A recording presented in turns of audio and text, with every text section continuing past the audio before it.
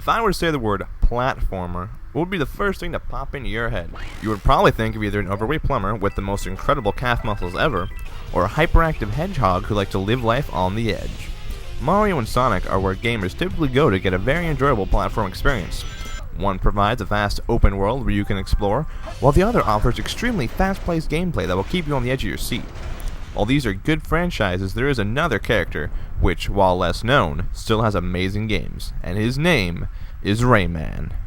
The game we're going to be discussing is his newest game, Rayman Origins, but with a name like Origins, I feel it necessary to talk about his past a bit in order to understand and truly appreciate the game, so it's time for our little history lesson.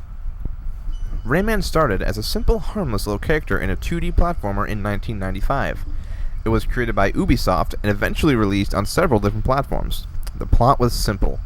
There was the great Pro-Tune that kept everything in balance, and when the evil Mr. Dark stole it, Rayman had to travel through 6 worlds while freeing 6 Electoons on each level with the help of Batilla the Fairy. It was fun and cute and widely praised. Critics gave it good reviews, but perhaps what's even more impressive is the fact that it sold 5 million copies for the PS1 in the UK. That even beat out Tomb Raider 2 and Gran Turismo. After its success, Ubisoft decided to make a sequel, called Rayman 2: The Great Escape. Like its predecessor, it too was released on multiple platforms and received even better reviews by critics. Despite its great appraisal, however, the sales weren't nearly as grand as Rayman 1. Through all the different platforms, it sold around 600,000 copies. Still not bad, but not as good as before. The large praise was due to Rayman taking the leap into the third dimension. The platforming was hugely improved, a somewhat simple but fun battle system was in place, and a good amount of collectibles helped to increase the replayability of each of the levels. A third one was made, but it not only wasn't as well received, its sales were the worst thus far, while its graphics were the most advanced, and some of its voice acting was actually quite nice. How's it hanging, wiener dog? Come on, I'm kidding you. Hey, I like that outfit on you. When does it come off? It really suffered in the gameplay aspect. You had to collect a bunch of random crystals for rack up points, which got repetitive real fast. A lot of platforming was overly simple and got repetitive real fast, and the game just felt kind of slow because it got repetitive real fast. So after going downhill for a while, they decided to take a step forward by taking a step back. Rayman Origins goes back to the original 2D platforming aspect of the original. It sold the best, so why not copy it, right? The Electoons, Batilla the Fairy, and general style all returned from the original game, which must be why they called it Rayman Origins. I'll be honest, when I first saw the commercial, I was skeptical to say the least. I thought it might be okay to play, but nothing too special. I was dead wrong. Rayman Origins is easily the best in the series thus far, and doesn't really get the credit it deserves. I was appalled when I first found out how little copies were actually sold. It is understandable though. It has been a while since the last Rayman game, and the last one wasn't exactly the best. But now that I'm about to tell you just how amazing it is, I expect you to go out and buy it. It's available on all modern consoles and PCs, so there should be no excuses for why you don't pick it up immediately after you finish watching this video. Now, let's get on with the scoring. Graphics, 9 out of 10. The graphics in Rayman Origins is dazzling. Everything has been given a ton of detail, and in some of the areas, it's actually quite breathtaking. I didn't find out until later that everything in the game was hand-drawn. From the beautiful, lush, and colorful landscapes to quirky and interesting enemies, there is quite a spectacle to look at.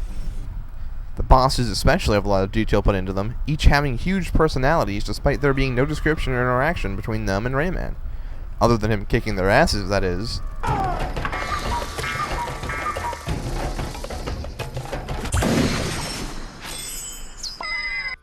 The fairies that help Rayman have also been improved. In Rayman 2, you had Lee the Fairy, who was quite creepy looking to be honest. I'm not sure why, but fairies during the N64 era all look creepy. The same thing with Ocarina of Time, their faces look creepy as all hell. Now, let's see if they've improved in Origins. Well, they certainly aren't creepy looking. I think Ubisoft might have done too good a job on them. Personally, I don't mind, as they're cartoony and silly, but I can see how some parents might not want their kids to play this. They might want to add a little more clothing to the fairies in the next game. Just saying. Music and sounds, 9.5 out of 10. The sounds complement the game's goofy style, from the thwack you get from hitting a foe, to the interesting speech of some of the people,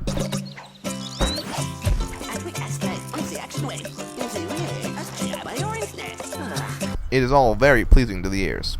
The music is phenomenal.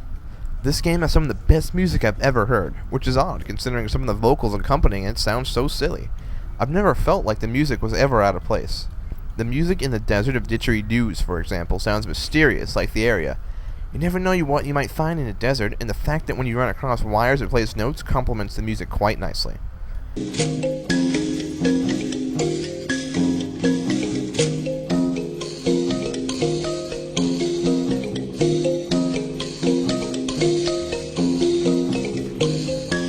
The Sea of Serendipity has some of the best tracks in the game, in my opinion. When you first enter the water, you're greeted with a nice, relaxing, mellow beat. It makes you think you're on a beach, sipping a soda, just enjoying life, you know?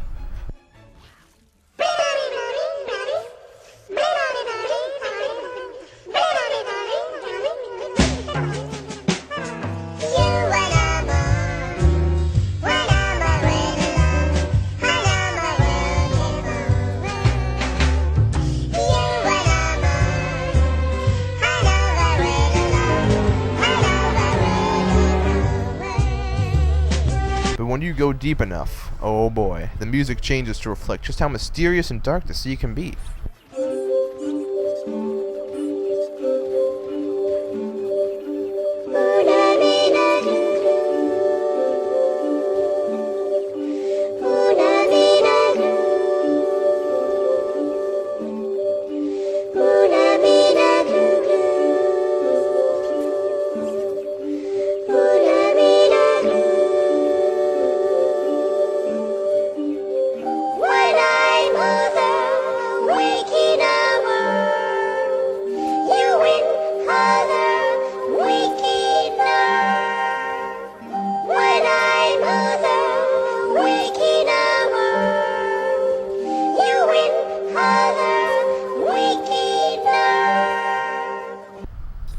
The final area probably has some of the best music in the game, but I'm not going to spoil that for you. You're going to have to make it there on your own.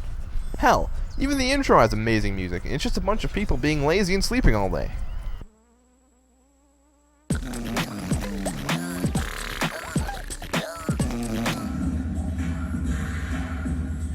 musical scores in this game are nothing short of a masterpiece. Every time I replay the levels, I'm always looking for my favorite songs. Plot: 7 out of 10. Platform games typically don't have much plot, and no one really cares, you know? Like, when was the last time you turned on Mario 64 or Mario Galaxy and complained how stale and uninteresting the plot was? The correct answer was never. No one cares how crappy the plot is when you're not expecting a good one. That said though, the plot in Rayman Origins is a little subpar, even for platform standards. The person who you're introduced to at the beginning of the game, who you suspect to be the main villain, never really appears again. Also, the person who does end up becoming the main villain wasn't really explained that well, and there's still a lot of questions I have that are not answered. Like I said before though, no one really cares, but I feel like they should have put a little more effort in it than they did. Gameplay: 10 out of 10. The gameplay, probably the most important aspect, is flawless. You have only a few simple controls: jump, punch, and run. And that's all this game needs, to be honest. It's focused much more on straight up platforming challenge, and it has a fair difficulty progression to go with it. The first few levels are simple and easy, just to kind of ease you into the game, but the further you go, the harder they get. It doesn't have random spikes of extreme difficulty, and does a good job preparing you for the later challenges. The collectibles in each of the levels are the familiar lums, which you need a certain amount in order to gain electoons, which are necessary to progress in the game. You don't have to collect every single one, so there's room for mistakes, otherwise it would be impossible. You also have to gain electoons by finding them in hidden secret areas, and once you have enough, you can advance to the next world. One annoying thing about when you're trying to 100% the game is that there isn't a way to quickly check if you got everything other than by going over the world. There's plenty of room for a symbol of each collectible to quickly be able to tell you no longer need to go there, but it's a minor thing. It doesn't really affect the game at all. The game also breaks up the platforming with interesting flying shooting sections, where you ride on a fly. This is a nice break from platforming and offers a different and more unique challenge. The gameplay is perfect for both hardcore and casual gamers.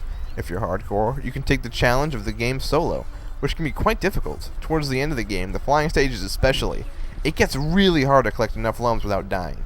If you're a casual gamer, you can just grab a friend and have a great time. There aren't any online options, however, so you can't meet up with your friend on Xbox Live or PSN, which is strange, considering in this day and age almost everything is online. The co-op works better than most other platforms. Like in New Super Mario Bros. Wii, it feels like it was made for only a single person to play, but they just kinda added it on for multiple people at the end. Like in this part with the falling thwomps. The first thing you see is a red coin, so naturally you're gonna go grab it. Then you see thwomps. They begin falling. And since you know there's a time limit on the coins, you're gonna be moving quickly, also while avoiding the thwomps. While player 2 here has no chance to recover. They can't dodge. If they jump, they'll just hit the thwomp. They're gonna get hurt regardless of what they do. Of course, they have the option just to bubble, but then what's the point in that if you just bubble during the fun parts? Rayman does the opposite of this. The levels feel like you can play it solo or have a different experience when you play with a friend. You can do things like hit each other or even give one another a lift. Also throughout the game, you gain abilities from the fairies you come across, and while some are situational, like the ability to shrink, others, like the glide ability, really affect the entire game as a whole. Cons. There are a few annoying things that do subtract a bit from the overall game experience. One major issue is having to wait for the wizard to count the lumps at the end of each level. It takes a while, and it's a huge waste of time. It's especially annoying if you've already completed a level, noticed you don't have enough for the largest reward, and don't want the fact that you failed to be rubbed in your face. As previously mentioned, not having an indication of completion was just a minor inconvenience. This actually takes away from the game and ruins some of its fast-paced nature. Another issue is how you get nothing for completing the game 100%. You can unlock various skins from collecting Electoons, but get nothing from the time trial trophies or the gold thumb medals. With all the skin unlockables, you'd think they might have put a little more effort in to make a reward for finishing them all, like maybe a new character entirely, like Clark or Lee from Rayman 2. Final score. All in all, Rayman Origins is an amazing game and a must-have for anyone who is into platforming. It has some minor annoyances, but overall is an amazing game. The game has pretty high replayability. It has about a 15-hour story mode, and if you tack on collecting everything there is to collect, along with the option to play through with a friend, you're going to be finding yourself playing again and again. Hell, I started an entire second game just to play again. It's that good. I would have to give Rayman Origins a 9.5 out of 10.